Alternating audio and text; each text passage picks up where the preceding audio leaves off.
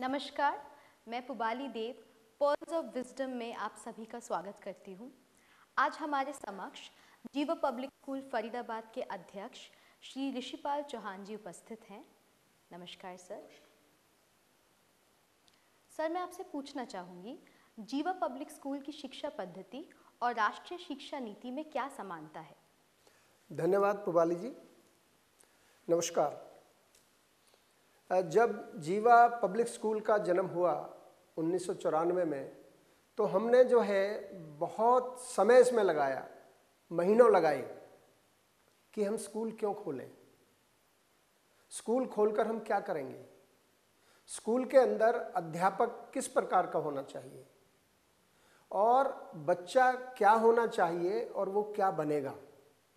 तो इसमें हमने पूरी भारतीय संस्कृति का मंथन किया और आज के युग में जो टेक्नोलॉजी और सिस्टम्स डेवलप कंट्रीज में प्रयोग में आते हैं, प्लस वहाँ पर आज के मॉडर्न युग में तरक्की करने के लिए जो एजुकेशन सिस्टम है वो जो यूज़ होता है, तो हमने डिफरेंट कंट्रीज़ के एजुकेशन सिस्टम्स का अध्ययन किया और भारतीय पुरातन एजुकेशन सिस्टम का अध्ययन किया और फिर हमने ये लिखा कि ये स्कूल क्या होना चाहिए और इसके बच्चे कैसे होने चाहिए और टीचर कैसे होने चाहिए।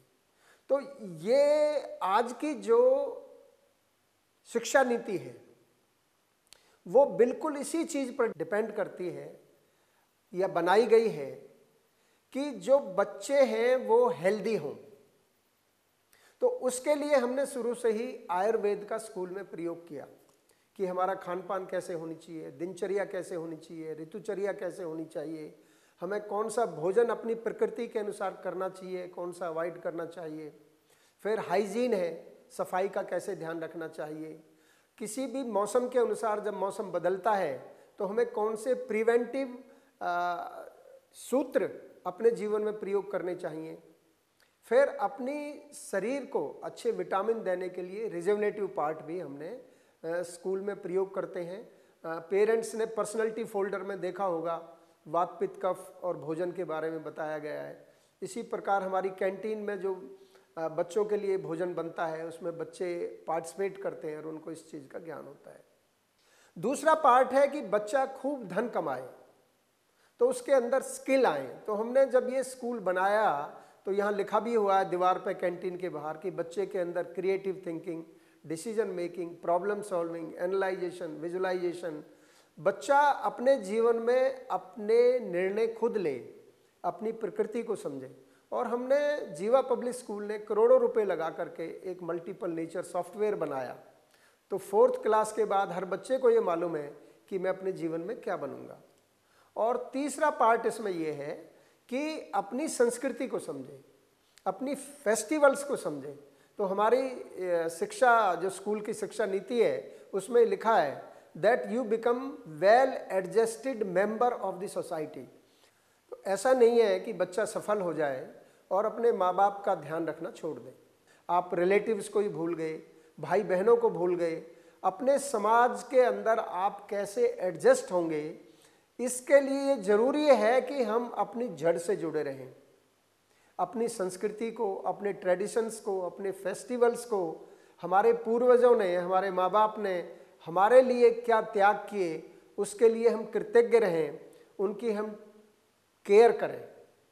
और जो सबका साथ सबका विकास, ये हमारी संस्कृति है। वसुदेव कुटुंबकम, सर्वे भवन्तु सुखिना, पृथ्वी शांति, अंतरिक्ष शांति।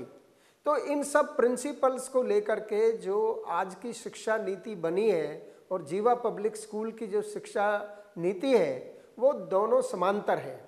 और ये हम 20 साल से इस तरह की बच्चों को एक्टिविटी कराते हैं। सैटरडे को बच्चे बैग नहीं लाते हैं और उनको फ्रीडम ऑफ थॉट है, एक्सपीरियंसिंग द एक्सपीरियंस। वो गलती भी करते हैं तो उससे सीखते हैं, असफलता से ही मनुष्य सीखता है। तो इन्हीं प्रिंसिपल्स के द्वारा जीवा पब्लिक स्कूल हम पिछले 27 वर्षों से चला रहे हैं और बहुत सफल बच्चे यहाँ से जा रहे हैं। और अगली शिक्षा नीति अब इसको सपोर्ट करेगी जीवा पब्लिक स्कूल को। तो बच्चे और अच्छा करेंगे, अध्यापक और अच्छा करेंगे। और हमारी यही इच्छा है कि जीवा पब्लिक स्कूल के बच्चे जो हैं पूरे विश्व में लीडरशिप में आएँ और इनोवेशंस में आएँ और अच्छी जीवन में तरक्की करें, अपने माँ बाप का नाम करें, भारत का नाम करें। नमस्कार। धन्यवाद सर।